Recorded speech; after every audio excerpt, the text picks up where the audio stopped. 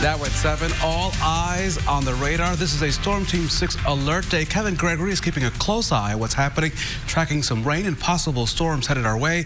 Let's check in right now with Storm Team 6 Chief Meteorologist Kevin Gregory to fill us in. Kevin? And it's the western half of the state right now where showers and some thunderstorms are building. This is a look over White River past the Indianapolis Zoo. No severe weather at this time and the risk is low, but our chance for rain is increasing between now and 10 o'clock, and that's really over the eastern half of the state. Most of the action right along Interstate 70 now to the south and west of Indianapolis. Let's go into Putnam County, Greencastle down to Cloverdale, some heavy rainfall up toward Bainbridge, then covering Terre Haute and Vigo County. All of this moving to the north and east. It is the dividing line between cooler air and warmer air. 71 in Indy, 10 degrees cooler, as you can see in Lafayette, 66 in Terre Haute with the rain, 72 in Bloomington. That wind is changing direction out of the northwest, and that's what will bring in the cooler temperatures. 9 o'clock tonight through the metro area toward Muncie. By 11, that's pushing to the northeast and out of the area. We'll wake up to temperatures, Raphael, only around 50 degrees. Kevin, thank you so much. Tonight, questions about rideshare programs Uber and Lyft. This after a mother says her underage daughter used the services for months despite the company's policies. Paris LaBelle is working for you tonight. You can get an Uber or a Lyft in a matter of minutes, but if you're riding alone under the age of 18, you're not really allowed to get inside. But in Carmel, Amy's 16-year-old daughter has been sneaking out in the middle of the night, taking ride after ride with Ubers and Lyfts. It came as a shock to Amy, but she ended up finding out that her daughter had been doing it for nearly 8 months and had set up other email addresses and was using her high school friends' credit cards to pay for the rides. But the big problem, Uber and Lyft's policies specifically say anyone under the age of 18 can't ride alone in their vehicles. A lot of teenagers sneak out. I did it myself. So I'm not naive as a parent, but I feel like I had no idea that within 8 months period of time, all of these Lyft and Uber accounts with credit cards I don't know. Both companies' policies say if you suspect a rider is under 18, you're supposed to contact customer support. Amy tried to do that, but she kept running into roadblocks and turned to RTV6. We reached out to both companies as well. Uber said they direct drivers to ask for ID if the rider looks under 18 years old. Lyft never got back to us. Uber and Lyft say it's up to the driver to determine if the person could potentially be underage. Then they're supposed to contact customer support to let them investigate it. Reporting tonight, Paris LaBelle, RTV6. Taking an Uber or Lyft is apparently making traffic worse across the country, not better as people had first hoped. One study finds that ride shares are making congestion worse in the top cities across the U.S. Another one released just today looked at 6 years worth of traffic data in San Francisco. Researchers found people there spent 62% more time in traffic than they did in the year 2010. The researchers say cars for rideshare apps made up for more than half of that increase. New tonight, a massive hacking of personal information from indie-based Anthem is being blamed on a Chinese group. Back in 2015, we spent days here at RTV6 warning you about the Anthem data breach impacting 78 million people. Today, the government unsealed an indictment in Indianapolis, charging several Chinese nationals for hacking into Anthem. The group allegedly used the stolen information to send emails to people. The emails contained malware, which allegedly allowed the group to gain access into those customers' computers. The government says all the data stolen from Anthem was sent to China. Tonight, we're breaking down new information that shows a record drop in prescription opioid use.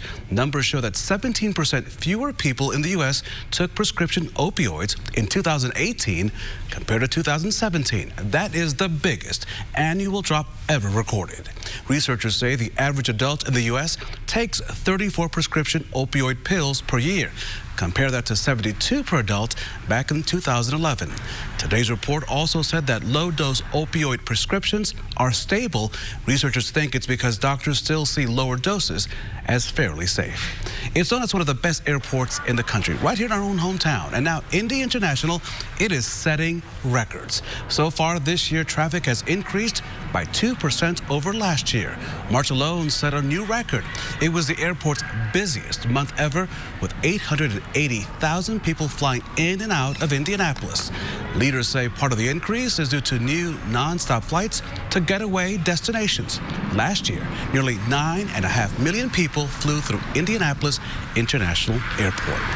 In Indy, the month of May means the roar of the engines. It is time for IndyCar racing at the Indianapolis Motor Speedway. RTV6's sports director Dave First and Brad Brown are live tonight at IMS with the very latest on what is going on and what's coming up tonight at 7:30. Guys, take it away. We're waiting for the roar. Zing. I'll get there. Sanchez got one. There Not you go. yet. Was that zing zing? Is that what that was? Close enough. Right, that was the close Indy enough. Lights cars. The Indy Lights cars. The road to Indy practice today, all in anticipation of Grand Prix weekend. IndyCar hits the track tomorrow morning at 9:10. But more importantly, right now, we've got a half-hour special coming up at the bottom of the hour, 7:30 to 8. A lot of great stories. You're working out, not literally, with Tony Kanaan and Scott Dixon. I probably should have. Those guys, I broke a sweat watching them there. Pit fit up here on the north side of Indy. Great workout with some IndyCar champions, Indy 500 champions. Yeah. We're going to see how hard these guys are. Drivers, athletes, we answer that question pretty quickly. Especially if you're the over 35 crowd. Yes. Or over 40 if you're TK. Sorry, T. And we're also, check this out, heading back to Nazareth, Pennsylvania. This is something this station did back in 1966. The legendary John Totten, there's a name for you, went back to Nazareth and interviewed Deanne Andretti, Mario Andretti at the time. Well, we're heading back some 50 years later, and it's fascinating as Mario opens his home to us and really has a very open and honest conversation about not only this golden anniversary, but his wife of almost 57 years, Deanne Andretti, passed away due to a heart attack last summer, and he wishes she was around to enjoy this 50-year celebration just like he is. Such a great story. We kind of all know much of Mario's racing story, but there's so much more to kind of his personal history, how he came to be really the Mario Andretti that we all have grown up to know and love, and then the life that he has lived outside of what he did here at the Indianapolis Motor Speedway. It's some fascinating stuff to see tonight. This is something we're going to talk about. I mean, you go back to 69 when he won here. He might have been the busiest man on the planet. There are 52 weeks out of the year, right? 39 of them he was at a racetrack. Wow. And back home, guess who's taking care of everything? Deanne. I mean, Mario's missing anniversaries. He's missing graduations. He's missing, Marco, Jeff, Barbie, the daughter.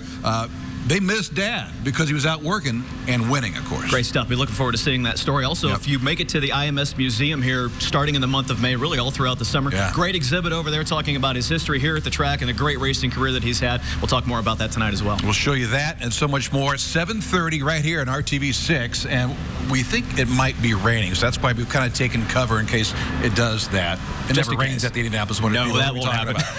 We'll have a lot of fun coming up at the bottom of the hour, guys. Can't wait to see that special tonight right here at 7:30 after this newscast. Some big names in IndyCar racing made special stops today with some kids who really need it. The group spent time with pediatric patients at Peyton Manning's Children's Hospital at St. Vincent. Rebecca Dalton, actress and the wife to driver James Hinchcliffe, driver Marcus Erickson, and racing team owner George Steinbrenner IV talked with kids and passed out autographed racing baseball caps. Steinbrenner says this kind of thing is close to his heart. It's always been important to me. I have a little brother who had special needs, so I spent a lot of time in my youth at children's hospitals, and so it's always been an important piece of it for me to be able to come here with Marcus and Becky Dalton to sort of bring some smiles to some kids' faces. It's a worthwhile endeavor. That group also took part today in a Racing for Kids appearance. Racing for Kids is a national charity that uses the popularity of motorsports to fund the healthcare needs of children. Tonight, if you have any historical resources about the city of Indianapolis, the Indiana Historical Society wants to know. It's all for the upcoming bicentennial celebration. The Historical Society wants to include items that could teach us all about the people, the places, and events that have shaped the city over the past 200 years. The finished archival collection will be a major resource for an exhibition at the Indiana History Center, which will also launch alongside the city's bicentennial celebrations in the year 2020 and remain open through 2021.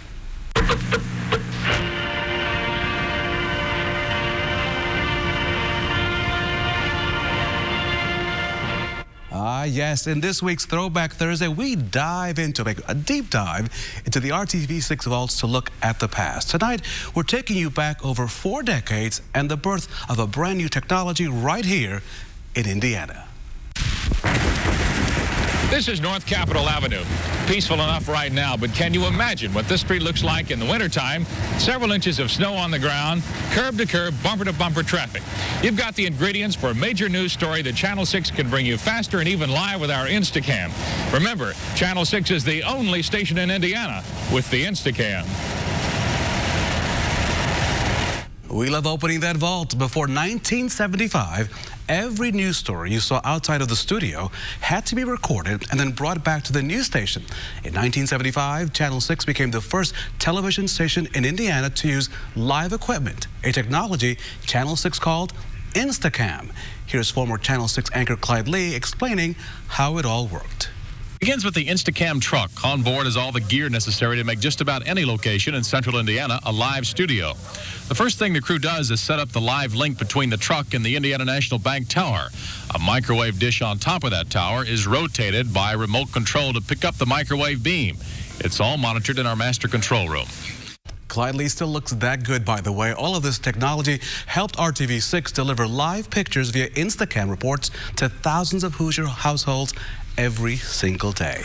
You can see more of this story right now on the IndyChannel.com/history. There you'll also find all of our other Throwback Thursday stories. And then we invite you to stay with RTV6 all month long as we look back at our 70 years of history working for the people of central Indiana.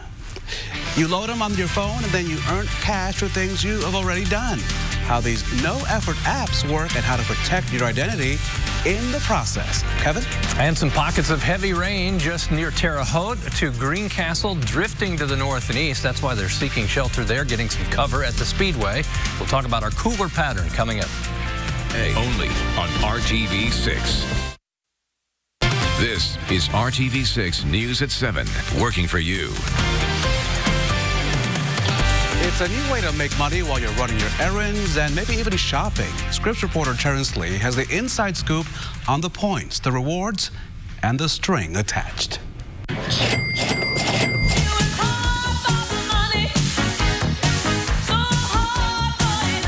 You won't be working hard for this money, honey. With ease and little effort, you can make some extra cash doing things you're already doing. This one, you can just scan any receipt. Have you heard of Fetch Rewards? Melissa swears by it. It doesn't have to be like linked through your credit card.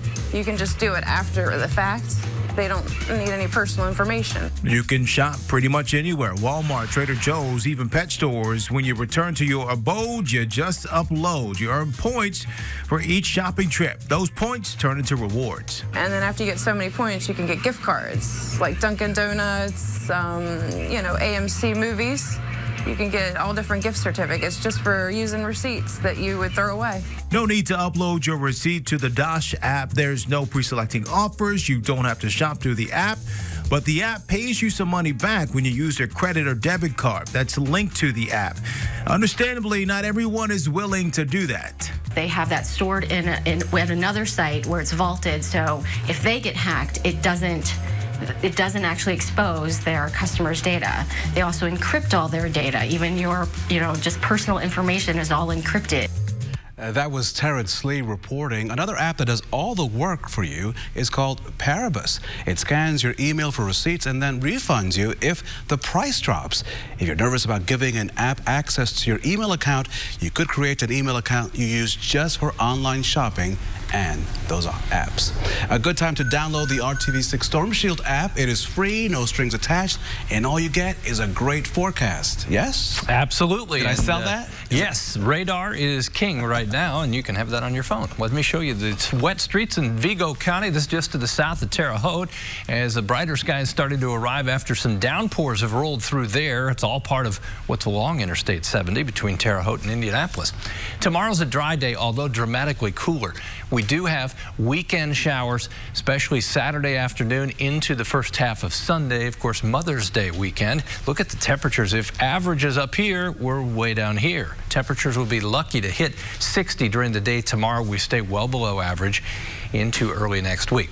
No severe storms, certainly some pockets of heavier rainfall. Let's drift to the southwest, closing in on Danville now, back to Greencastle, also Cloverdale, and then through Terre Haute to Brazil along both US 40 and I-70. To the north, Lebanon, that will move northeast right through Tipton. You see some rain, and then also around Marion.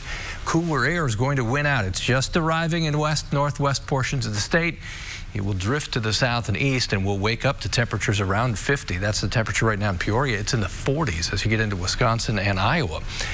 An isolated severe storm damaging wind would be the main threat for the next couple of hours as that cold front pushes to the south and east. The overall threat is low. There we are at 9 o'clock, Bloomington through Indy up to Muncie. By 11, you see it's pushed into northeastern portions of the viewing area from Marion and Muncie and Hartford City toward Winchester. That will push out of the state as we go through the overnight. Tomorrow, plan on temperatures staying in the 50s. It will be cool with a northwest wind about 10 to 15 miles per hour and lots of clouds around. As we go to the weekend, the chance for showers increases later in the day Saturday through the first half of Sunday or Mother's Day. Temperatures next week start to recover a little bit, still below average Monday and Tuesday, but back into the 70s on Wednesday. We can look forward to that. Quick question for you. You know, Dave first gave you a hard time when I tossed it out to IMS. I was making the sounds of the engines, zing, zing, zing. How would you do it? Give me something. What? I would just go vroom.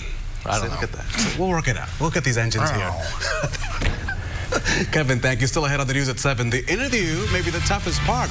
What comes after is just as key. The secrets to closing the job search when your nightly Hiring Hoosiers report continues right here on RTV6. Only on RTV6. Right now on RTV6, Hiring Hoosiers is our way to help you find your job by connecting you to the programs, the resources to give you that leg up. So what do you do after you get to that next round of the interview? What do you do to make sure you can get the job? There's a simple ways that you can get that job by following some ideas from our career coaches. Here are their ideas right now on how to get the job after the interview. So you've spent your time on that perfect resume. You've got the wonderful outfit, you're practicing your interview, but what are you going to do after that interview? It comes down to going back to the basics and using good manners. So this is the kind to really showcase your communication skills and send out those personal emails or handwritten notes. Why would you use thank you notes? It's a chance to sell yourself one last time, show your confidence, and explain why you are a good fit for the company. It also gets your name out again and leaves a really good first impression. How do you send thank you notes?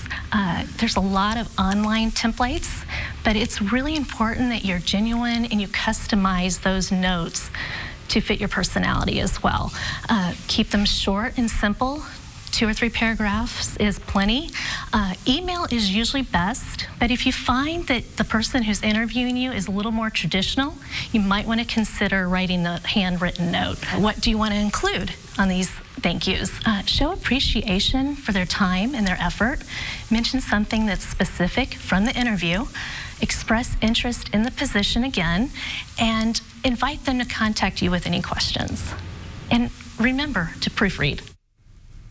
Make sure to proofread. A big thanks to our career coach, Nicole Korn, with Central 9 in Johnson County. If you have a question for one of our career coaches, send us an email. You can do that and find this story as well at our website, hiringhoosiers.com. Come on, connect with us.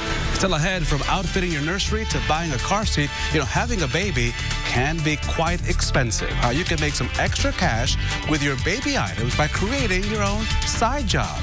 When Hiring Hoosiers continues on RTV6. Hiring Hoosiers, all new tomorrow. It's hard work, but it's very good pay. An industry overflowing with open positions. We're ready to provide you with not just a good job, but a good career. How horizontal construction could be the right fit for you. All new at 6 a.m. RTV6 is working for you. when we talk about jobs, we're also on the lookout for some side gigs to make some extra cash. This is like the Airbnb for baby gear. It's for parents traveling and you need a clean car seat or a playpen, maybe even a stroller. Through the business Baby Quib, you can become a provider and rent out items your own while keeping 80% of the money from the clients. One mom who rents her baby gear out says it's really helped the family. It makes me feel like I'm contributing to society and also to my family, but also, you know, I get to spend time. I still get to be a stay-at-home mom, but I'm still working, so it's perfect. Here's how it works. Once you get a request for gear, you deliver the items and set them up. Then when the clients are done, you return, load it back up, sanitize it, all those items, and get them ready for the next round. We put a link for you to become a provider in our career resources page on hiringhoosiers.com. Rain expanding between Terre Haute and Indianapolis. Let me just show you quickly. Radar around to Greencastle, Cloverdale into Hendricks County continues to move to the north and east. Well, if it's going to rain, I'm going to stay right here in Studio 8 because you know why? Our trackside special is coming up right here on RTV6 next. We're going to stay with me? Absolutely. Can't miss the beginning. And then after that, the news at 11.